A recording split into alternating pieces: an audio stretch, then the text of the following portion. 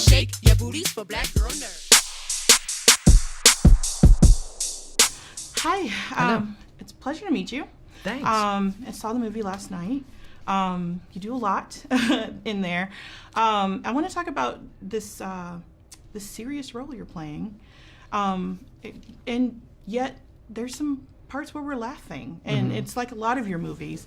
How do you strike that balance with these serious subjects, with making them funny without going overboard, Right. and mocking, your subjects? How do you do that? Well, yeah, you certainly don't want to mock your subject matter unless you're doing that intentionally. Whether that's part of the film. No, I guess striking that balance between drama and something more lighthearted. It depends on the script. It depends on the director and the tone of the movie. But for something like this, I just figured it's this guy's life. There's real tragedy to it. There's drama, there's heartache, but there's also a lot of joy. There's a lot of happiness. And to meet him in person too, it's exactly that. He's not a dour individual. He's very lighthearted. He's really funny. He's he's a very bright spirit. Okay. How much time did you spend with Mark Hogancamp? We spent a day with him up at his home, and he was so gracious, and he's exactly what you'd hope he'd be. He's really kind, generous, and I've stayed in touch with him since then. Did he give any input on your portrayal of him as you were acting, as you were going along? Not really.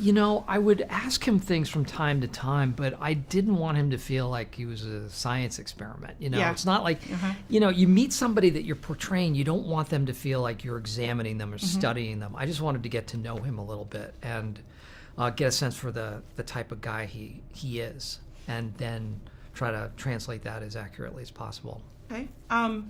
There are a couple times in the movie where the audience, we kind of cringe for the character and some of the things that you're doing in some of the scenes. For instance, one scene where you're asking Nicole something, and oh yeah, I know what you're referring to. Yeah, it's tough to watch. Yeah, it is. But you do this in a lot of your movies. How do you capture that cringeworthy, embarrassing moment?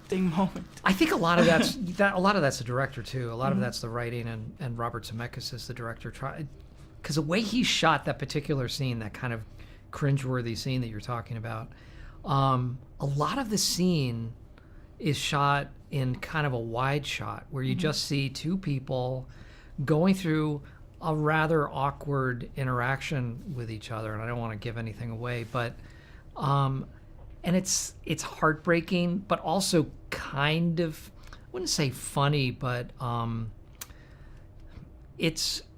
your heart breaks and goes out to both characters, and no one's being a bad person.